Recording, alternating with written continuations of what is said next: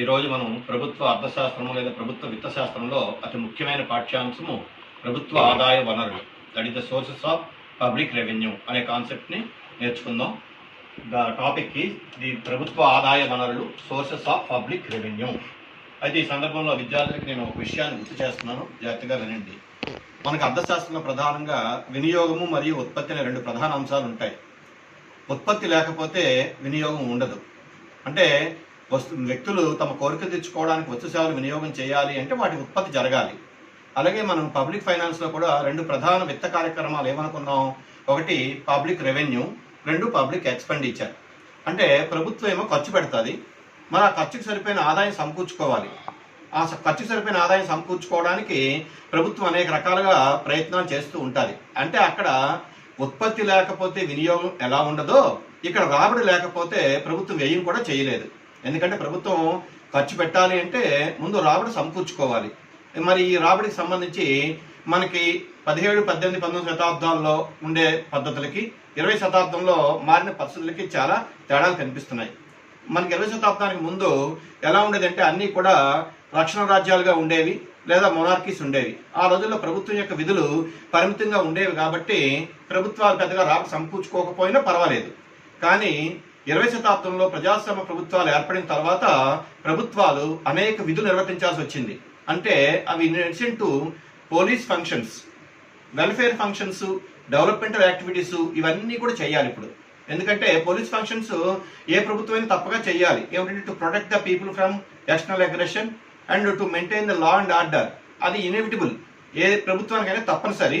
అయితే ప్రజాస్వామ్య ప్రభుత్వాల్లో ప్రభుత్వాలు వీటికి అదనంగా అనేక విధులు నిర్వర్తించాల్సిన అవసరం ఏర్పడింది. అంటే ప్రజల యొక్క విద్యా సౌకర్యాలు, వాళ్ళ యొక్క వైద్య సదుపాయాలు, దేశంలో నీటిపారుదల ప్రాజెక్టులు లేదా అవసరమైతే స్టీల్ ప్లాంట్లు, ఇలాంటి మొత్తం అన్ని ప్రభుత్వమే టేకప్ చేయాల్సిన అవసరం ఏర్పడింది.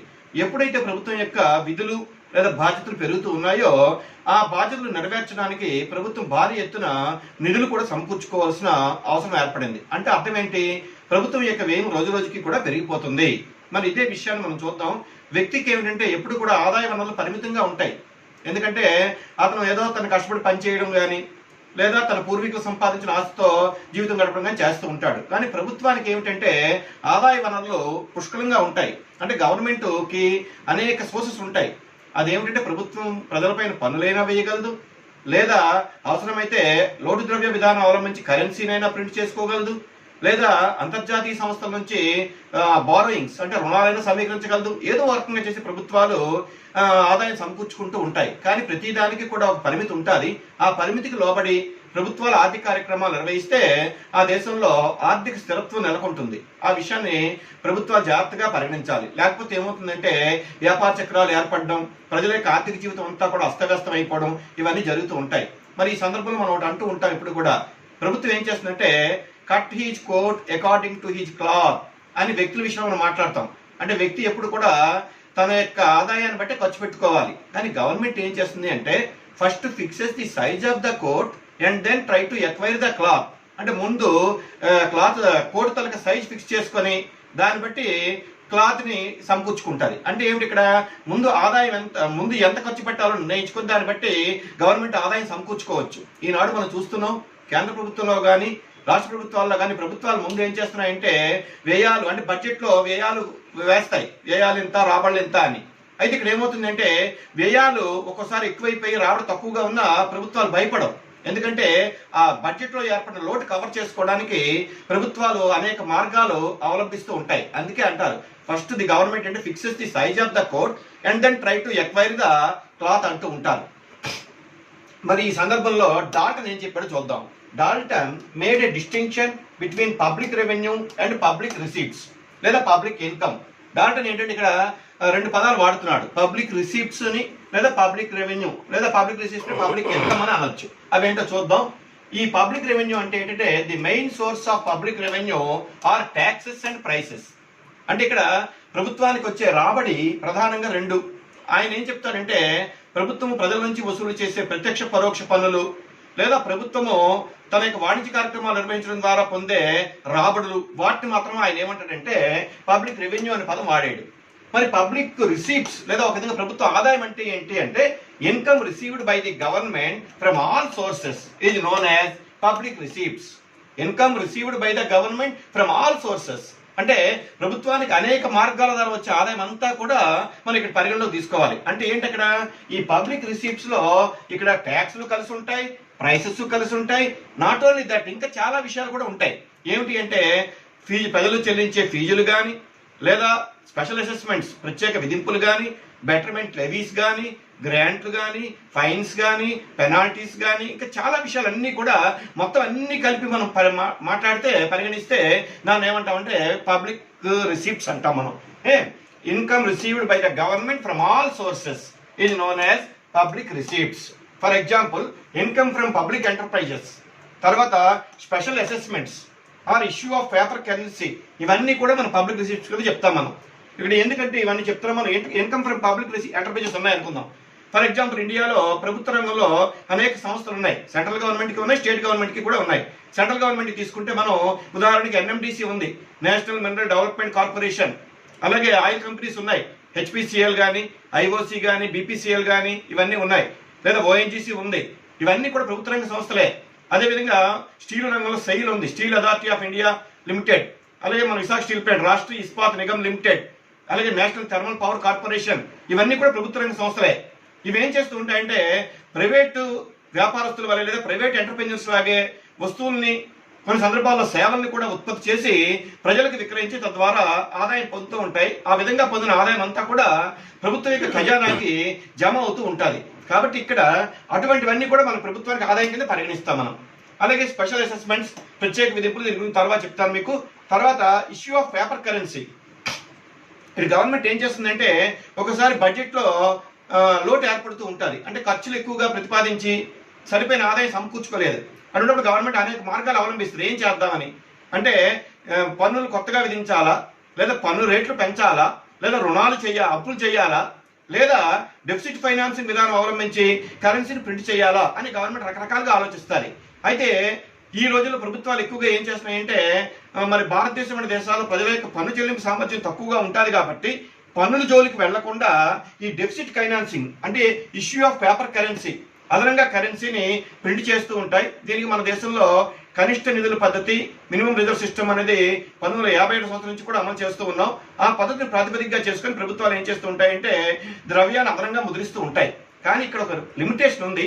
ఏమిటా లిమిటేషన్ అంటే ప్రభుత్వానికి చట్టబద్ధమైన అధికారాలు ఉన్నాయి కదా అని చెప్పి ఆర్బీఐ ద్వారా ఇష్టానుసారంగా ద్రవ్యాన్ని కానీ ముద్రిస్తే దేశంలో ద్రవ్య సప్లై పెరిగిపోయి ద్రవ్యం తాలూకా విలువ పడిపోయే ప్రమాదం ఉంటుంది. అది ద్రవ్యోల్బణానికి దారితీస్తుంది. కానీ ఈ విషయంలో గవర్నమెంట్ చాలా జాగ్రత్తగా ఆలోచించి ఆచితూచి నిర్ణయాలు తీసుకోవాలి. కరెన్సీని ఇష్టానుసారంగా ముద్రించడం వల్ల అది దేశానికి కొంచెం ప్రమాదకరమే. కానీ అది తప్పని పరిస్థితుల్లో గవర్నమెంట్ ఏం చేస్తుంది అంటే ఈ పద్ధతి కూడా అవలంబిస్తూ ఉంటుంది. తర్వాత సోర్స్ ఆఫ్ పబ్లిక్ రెవెన్యూలో ఫస్ట్ వన్ ఏంటంటే ట్యాక్స్ రెవెన్యూ, అంటే పన్ను రూపేణా వచ్చే ఆదాయము. తర్వాత రెండవది ఏంటంటే నాన్ ట్యాక్స్ రెవెన్యూ, పన్నేతర ఆదాయాలు అంటాం. ఈ పన్ను రూపేణా వచ్చిన ఆదాయాల్లో రెండు ఉంటాయి. ఒకటి డైరెక్ట్ ట్యాక్సెస్, రెండు ఇండైరెక్ట్ ట్యాక్సెస్, ప్రత్యక్ష పన్నులు మరియు పరోక్ష పన్నులు అని. ఈ ప్రత్యక్ష పన్నులు, పరోక్ష పన్నుల గురించి బ్రీఫ్ గా చెప్పాలి అంటే బదిలీ చేయడానికి వీలు లేని పన్నులు ప్రత్యక్ష పన్నులు, అంటే those taxes which cannot be shifted. తర్వాత బదిలీ చేయడానికి వీలుండే పన్నులు పరోక్ష పన్నులు, those taxes which can be shifted. మరి ఒక విధంగా చెప్పాలంటే మనం సాధారణంగా ఎగ్జాంపుల్ ఏం చెప్తూ ఉంటాం అంటే దీనికి ఆదాయ పన్ను అని, సంపద పన్ను అని చెప్తూ ఉంటాం. దీనికేమో అమ్మక పన్ను, ఎక్సైజ్ పన్ను, కస్టమ్స్ సుంకాలు ఇవన్నీ చెప్తూ ఉంటాం. వీటి గురించి వేరే పాఠంలో మీకు మొత్తం డీటెయిల్ గా అన్ని వివరిస్తాను. తర్వాత రెండవది ఏంటంటే నాన్ ట్యాక్స్ రెవెన్యూ, అంటే పన్నేతర ఆదాయము అని. మరి ఈ మధ్య కాలంలో ఏంటంటే పన్నేతర ఆదాయాలు కూడా ప్రభుత్వానికి విశేషంగా రాబడి సమకూరుస్తూ ఉన్నాయి. అందులో మొదటిది ఏది అంటే ప్రైసెస్. ఈ ప్రైసెస్ అంటే ఇక్కడ ఏమిటంటే ప్రభుత్వాలు ప్రైవేట్ సంస్థల వల్ల, అంటే కార్పొరేట్ సంస్థల వల్లే వస్తువుల్ని, సేవల్ని ఉత్పత్తి చేసి ప్రజలకు విక్రయిస్తూ ఉంటాయి. ఫర్ ఎగ్జాంపుల్ ఇండియన్ రైల్వేస్ కానీ, పోస్ట్ అండ్ టెలిగ్రాఫ్ డిపార్ట్మెంట్ కానీ, లేదా బిఎస్ఎన్ఎల్ కానీ, లేదా ఎన్ఎండిసి, ఎంఎంటీసీ, ఇలాంటివన్నీ కూడా ఎన్నో సంస్థలు ఉన్నాయి. వాటి ద్వారా ప్రభుత్వం ఏం చేస్తుంది అంటే ప్రజలకు వస్తువుల్ని, సేవల్ని ఉత్పత్తి చేసి విక్రయిస్తూ ఉంటుంది. ఆ విధంగా పొందే రాబడి అంతా కూడా ప్రభుత్వ ఖజానాకి జమ అవుతూ ఉంటుంది. అది కూడా ప్రధానమైన ఆదాయ వనరే. తర్వాత ఫీజులు. అయితే ఇక్కడ ఫీజు ఏమిటి అంటే కొంతమంది మాత్రమే ఇది, అంటే ఎవరైతే ప్రభుత్వం ఇచ్చే సేవను పొందాలనుకుంటారో వాళ్ళు మాత్రమే చెల్లిస్తూ ఉంటారు. ఫర్ ఎగ్జాంపుల్ మనం ఎక్కడైనా ల్యాండ్ కొన్నాం అనుకోండి, ఆ ల్యాండ్కి సంబంధించి మనం పైన హక్కులు పొందాలి అంటే మనం రిజిస్ట్రేషన్ చేయించుకుంటాం, దాన్ని మనం రిజిస్ట్రేషన్ ఫీజు. అలాగే ఒక విద్యార్థి ఎగ్జామ్ నేను రాయాలి అనుకున్నాను అనుకోండి, సెమిస్టర్ ఎగ్జామ్, ఆ ఎగ్జామ్ రాయడానికి ఇష్టపడినప్పుడు అతను ఎగ్జామినేషన్ ఫీజు కట్టాలి. రాయడానికి ఇష్టం లేదనుకో ఆ ఫీజు కట్టక్కర్లేదు. కాబట్టి ఎవరైతే ఆ ప్రత్యేకమైన సేవను పొందాలనుకుంటారో వాళ్ళు కట్టేదాన్ని మనం ఏమంటాం అంటే ఫీజులు అంటాం. వీటి గురించి కూడా తర్వాత డీటెయిల్డ్గా చెప్తాను. తర్వాత స్పెషల్ అసెస్మెంట్స్, ప్రత్యేక విధింపులు. ఇవేమిటి అంటే ప్రభుత్వం ఒకసారి అభివృద్ధి కార్యక్రమాలు చేపట్టేటప్పుడు కొన్ని ప్రాంతాల్లో ఆ ఎవరికైతే ఎసెట్స్ ఉంటాయో ఆ ఎసెట్స్ తాలూకా విలువ పెరుగుతూ ఉంటుంది. ఎవరైతే ఆ బెనిఫిట్ పొందారో వాళ్ళ దగ్గర నుంచి ప్రభుత్వం ఏం చేస్తుంది అంటే వారు పొందిన లాభానికి అనుపాతంలో ప్రత్యేక విధింపులు విధిస్తూ ఉంటుంది. అది కూడా ప్రభుత్వానికి ఒక ఆదాయ వనరే. తర్వాత ఫైన్స్. ఈ ఫైన్స్ నే మనం జరిమానాలు అంటాం. ఈ ఫైన్స్ కానీ పెనాల్టీస్ కానీ వాటిని విధించడంలో ప్రభుత్వం ప్రధాన ఉద్దేశం ఏమిటంటే ప్రజల యొక్క ప్రవర్తనని క్రమబద్ధం చేయడమే. దాని నుంచి ఏదో పెద్దగా ఆదాయం సమకూర్చుకోవాలని కాదు. అంటే మన ప్రజా సంక్షేమం కోసం, సమాజ శ్రేయస్సు కోసం మనం ఎన్నో చట్టాలు చేసుకుంటూ ఉంటాం. ఉదాహరణకి మోటార్ వెహికల్ యాక్ట్ అవన్నీ చేసుకునేటప్పుడు ఎవరైనా వాటిని ఉల్లంఘిస్తే ఏమవుతుంది, మరొక ప్రమాదం సంభవిస్తుంది. ఉదాహరణకి గవర్నమెంట్ స్పీడ్ లిమిట్స్ పెడుతుంది.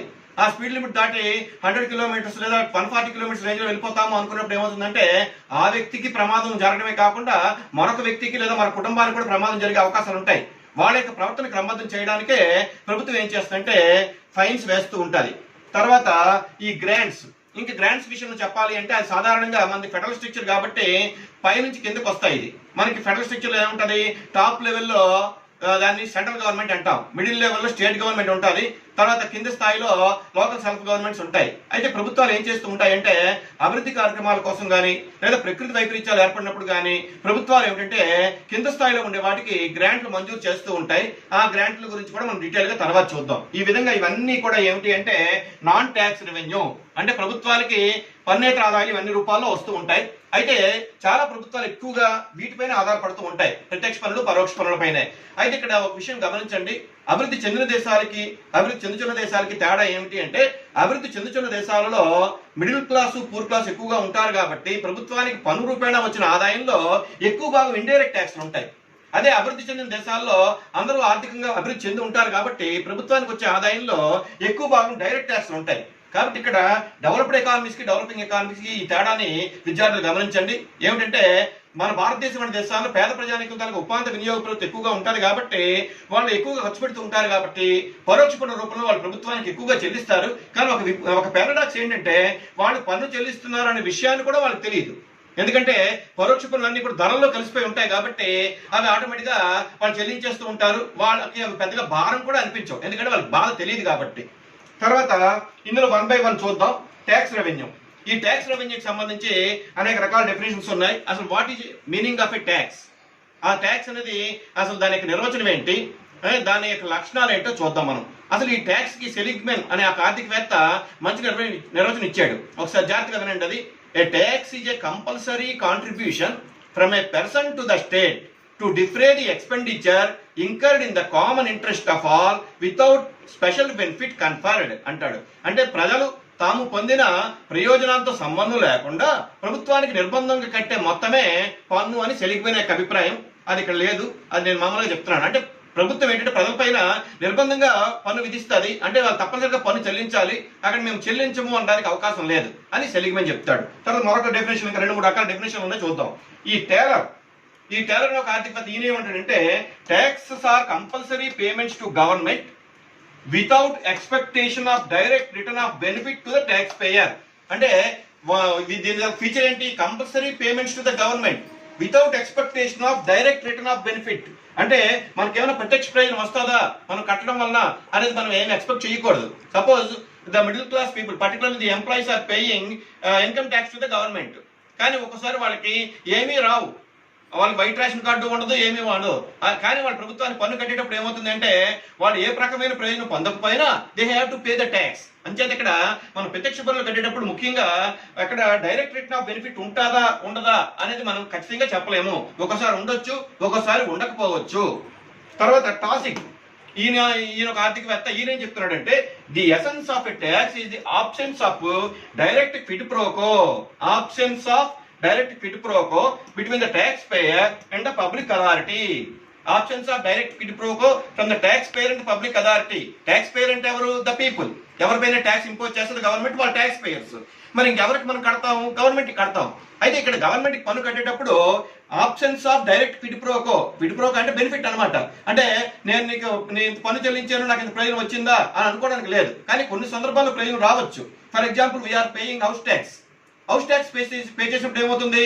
మనం ఆ ఇంట్లో ఉన్నాము, ఆ ఇంటిని మనం అనుభవిస్తున్నాం కాబట్టి we are enjoy house tax. So that is not a problem. అక్కడ ఏమిటంటే వ్యక్తి ప్రయోజనం పొందాడు. In the same way professional tax ఉంటుంది, వృత్తి పన్ను అని. అక్కడ కూడా వ్యక్తి ప్రయోజనం కనిపిస్తుంది. ఎందుకంటే మనం ఆ వృత్తి చేస్తున్నాము, ఆ వృత్తి వల్ల మనకు కొంత ఆదాయం వస్తుంది. So we are paying professional tax to the government. అక్కడ పర్వాలేదు. కానీ ఒకసారి ఇన్కమ్ ట్యాక్స్ కట్టేటప్పుడు మనం అనుకోవచ్చు, ఇన్కమ్ ట్యాక్స్ మనం ఇన్కమ్ పొందుతున్నాం కాబట్టి ఇన్కమ్ ట్యాక్స్ కడుతున్నాం. కానీ ఆ ఇన్కమ్ ట్యాక్స్ కట్టిన మొత్తం అంతా కూడా మనకి దాని నుంచి డైరెక్ట్ గా బెనిఫిట్ వచ్చిందా అంటే వీళ్ళు ఏమంటారంటే ఇన్కమ్ ట్యాక్స్ వల్ల మాకు ఏ ప్రయోజనం రాలేదు, మాకు ఏ రేషన్ కార్డు కూడా లేవు అంటూ ఉంటారు. Whatever it may be, ఈ డైరెక్ట్ ట్యాక్స్ విషయంలో options of direct quid pro quo, ప్రత్యక్ష ప్రయోజనం అనేది ఎవరికి ఉండదు అనమాట, పన్నులు చెల్లించే వారికి. తర్వాత ఈ డైరెక్ట్ ట్యాక్స్ ఇంకా రకరకాలుగా నిర్వచనాలు ఇచ్చారు ఆర్థికవేత్తలు. ఏమిటా నిర్వచనాలు చూద్దాం. డైరెక్ట్ ట్యాక్స్ పన్ను యొక్క తొలి భారము, అంతిమ భారము ఒకే వ్యక్తి పైన ఉంటే ప్రత్యక్ష పన్ను. For example income tax. ఈ పన్ను యొక్క తొలి భారాన్ని మనం ఏమంటామంటే ఇంపాక్ట్ అంటాం. పన్ను యొక్క అంతిమ భారాన్ని ఇన్సిడెన్స్ అంటాం. అంటే if the impact and incidence are on one person, it is a direct tax. If the impact and incidence are on one person, it is a direct tax. For example, నా పైన income tax పడింది. I cannot shift the burden of my tax to any other person. I have to pay the tax. So that is a direct tax. అంటే ఇక్కడ ఏమవుతుంది? ఆ పన్ను తాలూకు తొలి భారం నేనే భరించాలి, పన్ను తాలూకు అంతిమ భారం కూడా నేనే భరించాలి. So I cannot shift those taxes. That is a direct tax. So ఇక్కడ పన్ను యొక్క తొలి భారము, అంతిమ భారము ఒకే వ్యక్తి పైన ఉంటే అది ప్రత్యక్ష పన్ను.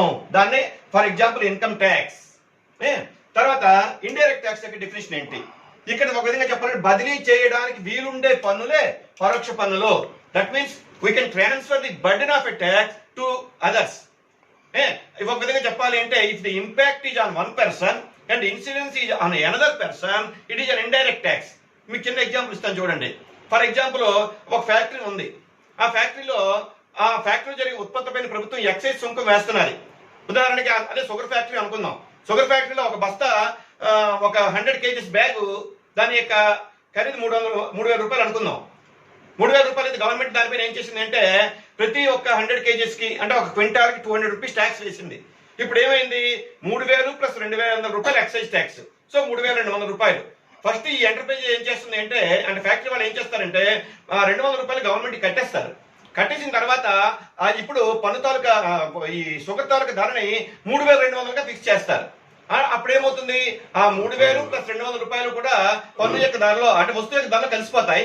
తర్వాత ఏమవుతుందంటే దాన్ని హోల్సేల్ డీలర్ ఏమో రీటైల్ డీలర్ ఏమో కన్జ్యూమర్ కి షిఫ్ట్ చేసేస్తూ ఉంటారు. అంటే ఇక్కడ ఏమైంది? ఆ 200 రూపాయలు అంతిమంగా కట్టింది ఎవరు అంటే ద కన్జ్యూమర్. యాక్చువల్లీ ఫస్ట్ ఎవరు పే చేశారు? ద ఫ్యాక్టరీ ఓనర్ పే చేశాడు. కానీ అల్టిమేట్ గా బర్డెన్ ఎవరి పైన పడింది అంటే కన్జ్యూమర్ పైన పడింది. సో ఇక్కడ ఏమంటామంటే if the impact is on one person and incidence is on another person, it is an indirect tax. ఒక విధంగా చెప్పాలి అంటే those taxes which can be shifted easily are called indirect taxes. For example customs duties, excise duties, all these comes under indirect taxes. అంటే అక్కడ ఏమవుతుంది? పన్ను తాలూకా భారాన్ని మనం మన వ్యక్తి పైన బదిలీ చేయడానికి అవకాశాలు ఉంటాయి.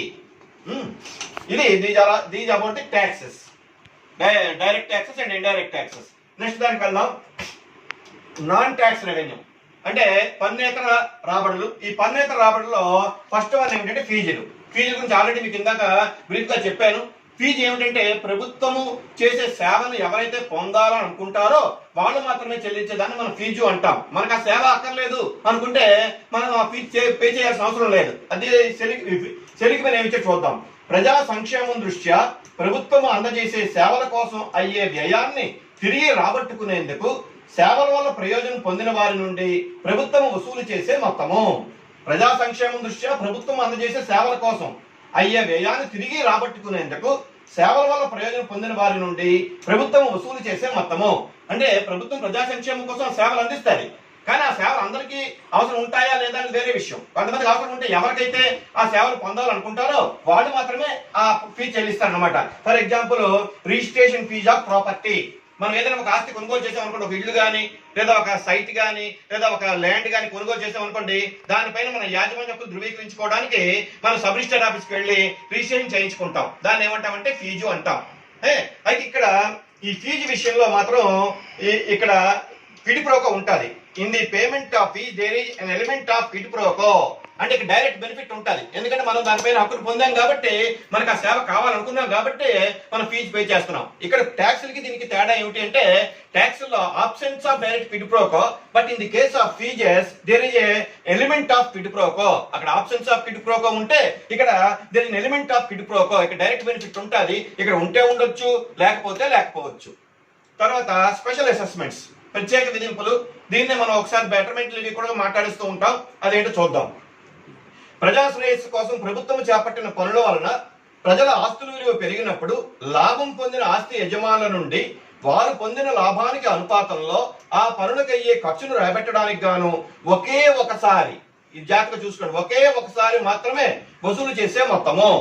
అంటే ప్రభుత్వం చేపట్టిన పనుల వలన ప్రజల యొక్క ఆస్తుల విలువ కానీ పెరిగితే ఎవరైతే ఆ లాభం పొందారో, ఆ బెనిఫిట్ పొందారో, ఆ ఆస్తి యజమానుల నుంచి ప్రభుత్వం ఒకే ఒకసారి మాత్రమే వసూలు చేసే మొత్తమే మనం ప్రత్యేక విధింపు అంటాం. ఫర్ ఎగ్జాంపుల్, గవర్నమెంట్ మన ఏరియాలో రోడ్లు వేయొచ్చు, మన ఏరియాలో స్ట్రీట్ లైన్లు వేయొచ్చు, స్ట్రీట్ లైట్లు ఏర్పాటు చేయొచ్చు. అన్నప్పుడు బెనిఫిట్ పొందినప్పుడు గవర్నమెంట్ ఏం చేస్తుందంటే మన దగ్గర నుంచి ప్రత్యేక విధింపు వసూలు చేస్తూ ఉంటుంది.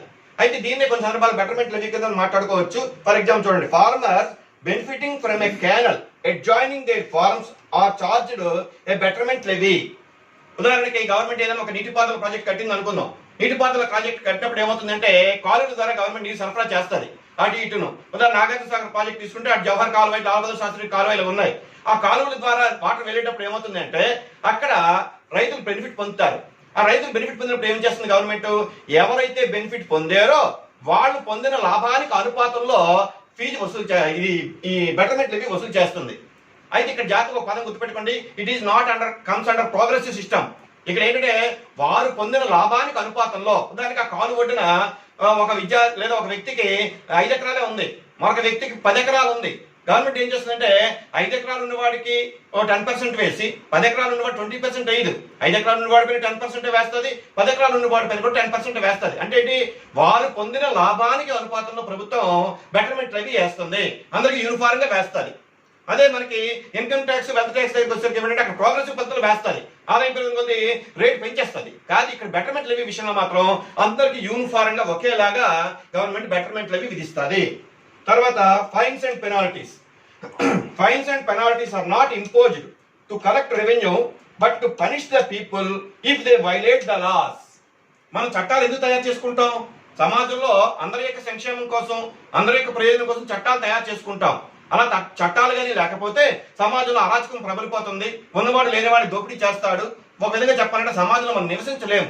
మరి అలాంటి పరిస్థితులు ఏర్పడకుండా ఉండాలి అంటే గవర్నమెంట్ ఏం చేస్తుందంటే ఎవరైతే చట్టాలను ఉల్లంఘిస్తారో, those who are violating the laws, వాళ్ళపైన ఏం చేస్తుంది, ఫైన్స్ వేస్తుంది, జరిమానాలు వేస్తుంది. తర్వాత ఇందులో జప్తులు అని కూడా ఒక పదం వస్తుంది, పెనాల్టీస్ అని, ఫైన్స్ అండ్ పెనాల్టీస్ అని. మరి జప్తు ఎప్పుడు చేస్తామంటే, ఉదాహరణకి మనం గవర్నమెంట్ దగ్గర ఏదైనా కాంట్రాక్ట్ తీసుకున్నాం అనుకోండి, పెనాల్టీస్ కాంట్రాక్ట్ తీసుకున్న తర్వాత మనం ఆ కాంట్రాక్ట్ గవర్నమెంట్ కండిషన్స్ పెడతాది, ఈ కాంట్రాక్ట్ 1 సంవత్సరంలో పూర్తి చేయాలి అని. తీరా చూస్తే మనం ఏంటంటే ఆ పనిని అనుకున్న కాలంలో పూర్తి చేయకుండా అలా డ్రాగ్ ఆన్ చేసి 2 ఏళ్ళు 3 ఏళ్ళు అలా చేసాం అనుకోండి, దానికి మనం ముందు ప్రాజెక్ట్ మనకి శాంక్షన్ అయినప్పుడు కాంట్రాక్ట్ ఇచ్చినప్పుడు గవర్నమెంట్ ఏం చేస్తుందంటే కొంత డిపాజిట్ తీసుకుంటుంది మన దగ్గర. డిపాజిట్ తీసుకుంటుంది. ఆ డిపాజిట్ దానికి 1 lakh rupees డిపాజిట్ తీసుకుంది అనుకుందాం. మనం కానీ అనుకున్న టైంలో ఆ ప్రాజెక్ట్ కానీ పూర్తి చేయకపోతే గవర్నమెంట్ ఏం చేస్తుంది, నీ డిపాజిట్ నువ్వు కోల్పోవలసి వస్తుంది అని మనకి పైన పెనాల్టీ విధిస్తుంది. కాబట్టి పెనాల్టీస్ ఏంటంటే మనం అనుకున్న పనిని నిర్దేశిత కాలంలో కానీ పూర్తి చేయలేకపోతే మనం కట్టిన డిపాజిట్ మనం కోల్పోవలసి వస్తుంది. ఈ విధంగా ప్రభుత్వం ప్రజల దగ్గర నుంచి ఫైన్స్, పెనాల్టీస్ కూడా వసూలు చేస్తుంది. కానీ వీటిని వసూలు చేయడంలో ప్రధాన ఉద్దేశం రాబడి సమకూర్చుకోవడం కాదు. వీటిని వసూలు చేయడంలో ప్రధాన ఉద్దేశం ఏంటి అంటే ప్రధానంగా వ్యక్తుల యొక్క ప్రవర్తనని క్రమబద్ధం చేయడమే. నెక్స్ట్ వన్ ఏంటి, 4th D ఏంటంటే కమర్షియల్ రెవెన్యూస్ ఆర్ ప్రైసెస్. దీన్ని వాణిజ్య ఆదాయాలు లేదా ధరలు అంటాం. ప్రభుత్వం సప్లై చేసే వస్తు సేవలకు పబ్లిక్ ఎంటర్ప్రైజెస్ లో సప్లై చేస్తూ ఉంటుంది. ప్రజలు చెల్లించే ధరల రూపంలో ప్రభుత్వానికి వచ్చే ఆదాయమే వాణిజ్య ఆదాయాలు అంటారు. అంటే ప్రభుత్వము ప్రైవేట్ ఎంటర్ప్రైజెస్ లాగే తాను కూడా వస్తువుల్ని, సేవలను ఉత్పత్తి చేస్తుంది. ప్రధానంగా మిశ్రమ ఆర్థిక వ్యవస్థ అమలులో ఉన్న భారతదేశం వంటి దేశాలలో ప్రైవేట్ రంగానికి ధీటుగా ప్రభుత్వ రంగం అనేక రకాల వస్తు సేవలు మనకు అందిస్తున్నది. ఫర్ ఎగ్జాంపుల్ చూడండి, రోడ్ ట్రాన్స్పోర్ట్ కార్పొరేషన్ అది గవర్నమెంట్దే, ఇండియన్ రైల్వేస్ గవర్నమెంట్దే, అలాగే ఇండియా టూరిజం డిపార్ట్మెంట్ గవర్నమెంట్దే. అలాగా ప్రభుత్వం ఆధ్వర్యం నడిచే అనేక సంస్థలు ఉన్నాయి. ఎంఎంటీసీ, ఎన్ఎండిసి, ఎన్టీపీసీ అలా ఎన్నో ఉన్నాయి. వీటి ద్వారా గవర్నమెంట్ ఏం చేస్తుంది అంటే వస్తువుల్ని సేవల్ని ప్రజలకు ఉత్పత్తి చేసి వాళ్ళకి విక్రయిస్తుంది. విక్రయించి తద్వారా రాబడి పొందుతూ ఉంటుంది, ఆదాయం పొందుతూ ఉంటుంది. కానీ ఒక విషయం ఏంటి అంటే ప్రైవేట్ వ్యక్తులకి ప్రభుత్వానికి తేడా ఉంది. పబ్లిక్ ఎంటర్ప్రైజెస్ కి ప్రైవేట్ ఎంటర్ప్రైజెస్ కి తేడా ఏమిటి అంటే ఇదే తేడా, డ్యూయల్ ప్రైస్ పాలసీ, ద్వంద్వ ధరల విధానం అంటాం. ఇక్కడ గవర్నమెంట్ ఏం చేస్తుంది, ఉదాహరణకి మనం విద్యుత్ శక్తి తీసుకోండి. విద్యుత్ శక్తి విషయంలో మనం కరెంట్ బిల్లు కానీ ఒకసారి తిరిగేసి చూస్తే రకరకాల స్లాబ్లు కనిపిస్తాయి మనకి. 0 నుంచి 50 వరకు ఒక రేటు, 51 నుంచి 100 యూనిట్ వరకు ఒక రేటు, 100 యూనిట్ల 101 యూనిట్ నుంచి 200 యూనిట్ వరకు ఒక రేటు. ఇలా రకరకాల స్లాబ్స్ కనిపిస్తాయి. ఎందుకు ఇన్ని రకాల స్లాబ్స్ పెట్టాలి అని ఎవరికైనా డౌట్ రావచ్చు. అంటే గవర్నమెంట్ తాలూకు ఉద్దేశం ఏంటి అంటే పేద వర్గాల వారు కొంచెం తక్కువగా విద్యుత్ శక్తి వినియోగం చేస్తారు కాబట్టి వాళ్ళు వినియోగించే విద్యుత్ శక్తి పైన తక్కువ రేట్లో మనం తీసుకోవాలి. అదే రిచ్ క్లాస్ పీపుల్ ఏంటంటే వాళ్ళు 600 యూనిట్లు 1000 యూనిట్లు కాలుస్తూ ఉంటారు నెలకి. రెండప్పుడు వాళ్ళ దగ్గర రేట్ ఆఫ్ అంటే ఆ విద్యుత్ శక్తి రేటు చాలా ఎక్కువ రేట్లో ఉంటుంది. అక్కడ ఏంటంటే గవర్నమెంట్ అదే విద్యుత్ శక్తిని పేద వర్గాలకు తక్కువ ధరలకి, ధనవంతులకి ఎక్కువ ధరలకి అమ్ముతూ ఉంటారు. అదే ఇది సేమ్ విధానికి ఆర్టీసీ బస్సులో మనం ఎక్కామనుకోండి, ఆర్టీసీ బస్సులు ఎక్కితే సీనియర్ సిటిజన్స్ కి 25% రాయితీ. ఉదాహరణ 100 రూపాయలు టికెట్ ఉన్నది అనుకోండి, అదే సీనియర్ సిటిజన్ ఆధార్ కార్డు చూపించి నేను సీనియర్ సిటిజన్ అని చెప్తే అందులో 25 రూపాయలు తగ్గిస్తారు మనకి. అంటే ఇక్కడ ఏమైంది, అదే ప్రయాణాన్ని మామూలు వ్యక్తి చేస్తే 100 రూపాయలు తీసుకున్నాడు, సీనియర్ సిటిజన్ చేస్తే 75 రూపాయలు తీసుకున్నారు. అంటే ఇలా ఎందుకు చేయాలి అంటే ఇక్కడ ప్రధానంగా ప్రజా సంక్షేమం ఇమిడి ఉంటుంది. అంటే సమాజంలో మహిళలకు కానీ లేదా వికలాంగులకు కానీ దారిద్ర్యానికి దిగున ఉండే వాళ్ళకి కానీ సీనియర్ సిటిజన్స్ కానీ ఇలాంటి వాళ్ళందరికీ కూడా అనేక ప్రయోజనాలు కల్పించడం కోసమే ప్రభుత్వం ఏం చేస్తుంది అంటే ఈ డ్యూయల్ ప్రైస్ పాలసీని అవలంబిస్తుంది. కానీ ప్రైవేట్ వ్యక్తులు ఎప్పుడు కూడా అటువంటి విధానం అవలంబించరు. ఎందుకంటే వాళ్ళకి కావాల్సింది ఏంటి, ఎప్పుడు లాభాలు కావాలి, ఎప్పుడు లాభాలు పెంచుకోవాలనే ఉద్దేశంతో ఎటువంటి విచక్షణ చూపించకుండా వాళ్ళ ఇష్టానుసారంగా ధరలు పెంచుకుంటూ పోతూ ఉంటారు. కానీ గవర్నమెంట్ కి ప్రైవేట్ ఎంటర్ప్రైజెస్ కి తేడా ఏమిటంటే government will follow the dual price policy while fixing the prices. Next deficit financing, దీన్ని తెలుగులో లోటు ద్రవ్య విధానం అంటాం. లోటు ద్రవ్య విధానం డెఫిసిట్ ఫైనాన్సింగ్ అంటాం. To bridge the gap between the public expenditure and public revenue the government follows the deficit financing method. Already మనం బడ్జెట్ అంటే చూసుకున్నాం మనం. ఏమిటి budget, annual financial statement of the government, ప్రభుత్వం యొక్క వార్షిక ఆదాయ వ్యయ పట్టిక. అంటే ఇందులో ఏం చేస్తారంటే క్రెడిట్ పార్ట్ లో ప్రభుత్వానికి వచ్చే ఆదాయం అంతా చూపిస్తాం, అదే డెబిట్ పార్ట్ లో ప్రభుత్వం ఏ ఖర్చు పెట్టాలో చూపిస్తాం మనం. ఒకవేళ ప్రభుత్వం పెట్టే ఖర్చు ఎక్కువగా ఉండి ఆ స్థాయిలో రాబడి సమకూర్చుకోలేకపోతే ప్రభుత్వం ఆ లోటును కవర్ చేయడానికి అనేక మార్గాలు అవలంబిస్తుంది. అందులో ఒక్కొక్క మార్గం చూస్తే అందులో ఫస్ట్ ఏంటంటే raising the rate of taxation or imposing new taxes or borrowings from internal or external sources. ఇలా చాలా రకాల మార్గాలు ఉన్నాయి. అయితే ఈ అన్ని మార్గాల ద్వారా ఆదాయం సమకూర్చుకోవడానికి అవకాశం లేనట్టు గవర్నమెంట్ లాస్ట్ రిజార్ట్ గా ఏం చేస్తుంది అంటే it will follow the deficit financing system. దాన్ని లోటు ద్రవ్య విధానం అంటాం. ఈ లోటు ద్రవ్య విధానం ద్వారా ప్రభుత్వం ఏం చేస్తుందంటే అదనంగా ద్రవ్యాన్ని ముద్రించి చలామణి చేస్తుంది. దీనివల్ల ఒక ప్రాబ్లం కూడా ఉంది, ఒక అడ్వాంటేజ్ కూడా ఉంది. అడ్వాంటేజ్ ఏమిటి అంటే ప్రజలకి ఆదాయ స్థాయి పెరుగుతుంది, వాళ్ళకి కొనుగోలు శక్తి పెరుగుతుంది, సమిష్టి డిమాండ్ పెరుగుతుంది, ఇవన్నీ లాభాలే. కానీ దాన్ని ఒక పరిమితికి మించి ఇష్టానుసారంగా కరెన్సీని కానీ ముద్రిస్తే ద్రవ్య సప్లై పెరిగిపోయి దాని దేశంలో ద్రవ్యం తనక విలువ పడిపోతుంది. అది ద్రవ్యోల్బణానికి దారితీసి వ్యాపార చక్రాలు ప్రజల్ని అతలాకుతలం చేసేస్తాయి. కాబట్టి ఏంటంటే గవర్నమెంట్ ఈ పద్ధతిని ఎప్పుడు అవలంబించాలి అంటే లాస్ట్ రిజార్ట్ గా, అంటే అంతిమంగా ఇంకేది మార్గం లేదు అనుకున్నప్పుడే ఈ పద్ధతి అవలంబించాలి, కానీ మరొక టైంలో అవలంబించడానికి లేదు. కానీ ఇక్కడ ఒక విషయం గుర్తుపెట్టుకోండి, భారతదేశం సమాఖ్య రాజ్యం. ఈ సమాఖ్య రాజ్యంలో ద్రవ్యాన్ని ముద్రించి చలామణి చేసే అధికారం ఒక కేంద్ర ప్రభుత్వానికి మాత్రమే ఉంది, కానీ ఏ ఒక్క రాష్ట్ర ప్రభుత్వానికి కానీ కేంద్రపాలిత ప్రాంతానికి కానీ లేదు. అంటే no state government or union territory can print the currency. ఎందుకంటే అది ఈ ద్రవ్యాన్ని ముద్రించేది మనకి కేంద్ర జాబితాలో ఉంది. కేంద్ర జాబితాలో అనేది కేంద్ర ప్రభుత్వం ఏం చేస్తుంది, రిజర్వ్ బ్యాంక్ ఆఫ్ ఇండియాకి ఆదేశాలు ఇస్తుంది ఎంత ద్రవ్యాన్ని ముద్రించాలో. కాబట్టి ఏ రాష్ట్ర ప్రభుత్వం కూడా బడ్జెట్ లో ఏర్పడిన లోటు కవర్ చేసుకోవడానికి ఈ డెఫిసిట్ ఫైనాన్స్ విధానాన్ని అమలు చేయలేదు. ఓన్లీ సెంట్రల్ గవర్నమెంట్ మాత్రమే ఆ పని చేయగలదు. అయితే మరి కేంద్ర ప్రభుత్వాలు బడ్జెట్ లో లోటు ఎలా కవర్ చేసుకుంటాయి అంటే సింపుల్ గా వాళ్ళు ఏమంటారంటే కేంద్ర ప్రభుత్వానికి అదనంగా సహాయం చేయమని అడగొచ్చు, లేదా వాళ్ళ పరిధిలో ఉండే పన్నుల యొక్క రేట్లు పెంచుకోవచ్చు, ఏవో ఇతర మార్గాలు అవలంబించవచ్చే కానీ ఎట్టి పరిస్థితుల్లో కూడా రాష్ట్ర ప్రభుత్వాల కరెన్సీని ముద్రించే అధికారమే లేదు భారతదేశంలో, ఎందుకంటే మన రాజ్యాంగం ప్రకారంగా. తర్వాత గ్రాంట్స్. ఈ గ్రాంట్స్ ని మనం దీని ఏంటంటే ఇది హైరార్కీగా వస్తుంది. అది గ్రాంట్స్ అనేవి అదేంటో చూద్దాం. Grants are given by the central government to state or local governments to meet the specific projects or schemes. అంటే భారతదేశంలో మన యొక్క రాజ్యాంగం ప్రకారం ఏంటంటే కేంద్ర జాబితా, రాష్ట్ర జాబితా, ఉమ్మడి జాబితా అని ఉన్నాయి. కేంద్ర జాబితాలో ప్రభుత్వానికి ఏ రూపాయల పన్నులు వస్తాయో ఉన్నాయి. కేంద్ర ప్రభుత్వానికి ఎక్కువగా పన్ను రూపాయల ఆదాయం వస్తుంది. అటువంటిప్పుడు ఏమవుతుంది, రాష్ట్ర ప్రభుత్వాలు ఏం చేస్తాయంటే తమ ఖర్చుల నిమిత్తము కేంద్ర ప్రభుత్వం నుంచి గ్రాంట్లు ఆశిస్తాయి. దేనికోసం ఆశిస్తాయంటే ఏమైనా ఒక ప్రత్యేకమైన ప్రాజెక్టులు కట్టినప్పుడు కానీ, లేదా ప్రకృతి వైపరీత్యాలు ఏర్పడినప్పుడు కానీ కేంద్ర ప్రభుత్వం నుంచి నిధులు ఆశిస్తాయి. అలాంటప్పుడు కేంద్ర ప్రభుత్వం ఏం చేస్తుంది అంటే గ్రాంట్లు మంజూరు చేస్తుంది. కానీ ఒక విషయం గుర్తుపెట్టుకోండి, గ్రాంట్ల ద్వారా రాష్ట్ర ప్రభుత్వాలు కానీ స్థానిక సంస్థలు కానీ పొందే మొత్తాల్ని తిరిగి చెల్లించవలసిన అవసరం లేదు. రుణాలు అయితే తిరిగి చెల్లించాలి, కానీ గ్రాంట్ల ద్వారా పొందే మొత్తాన్ని తిరిగి చెల్లించాల్సిన అవసరం లేదు. ఇందులో స్పెషల్ గ్రాంట్స్ ఉంటాయి. అవి ఎప్పుడంటే నేచురల్ కెలామిటీస్ ఏర్పడుతున్నప్పుడు, ఉదాహరణకి మన హుదూద్ తుఫాన్ వచ్చినప్పుడు కానీ, లేదా ఈ కరోనా టైంలో కానీ ఇలాంటప్పుడు ఏంటంటే కేంద్ర ప్రభుత్వం ఆ విపత్తులను అధిగమించడానికి రాష్ట్ర ప్రభుత్వాలకు ప్రత్యేకంగా నిధులు మంజూరు చేస్తూ ఉంటాయి. అలాంటి ప్రకృతి వైపరీత్యాలు ఏర్పడినప్పుడు కూడా రాష్ట్ర ప్రభుత్వాలు గ్రాంట్ల రూపేణా కొంత మొత్తాన్ని పొందే అవకాశాలు ఉంటాయి. ఇంకా ఎస్సీట్స్, ద లాస్ట్ వన్. ఇది అరుదుగా జరుగుతుంది. ఇది సాధారణంగా ఇది ఏమిటి అంటే జాగ్రత్త చూడండి, మరణించిన వారి సంపదకు చట్టబద్ధమైన వారసులు ఎవరూ లేనప్పుడు, ఎటువంటి వీరునామా వ్రాయనప్పుడు ఆ సంపదను స్వాధీనం చేసుకునే హక్కు ప్రభుత్వానికి ఉంది. దీనినే ఎస్సీట్స్ అంటారు.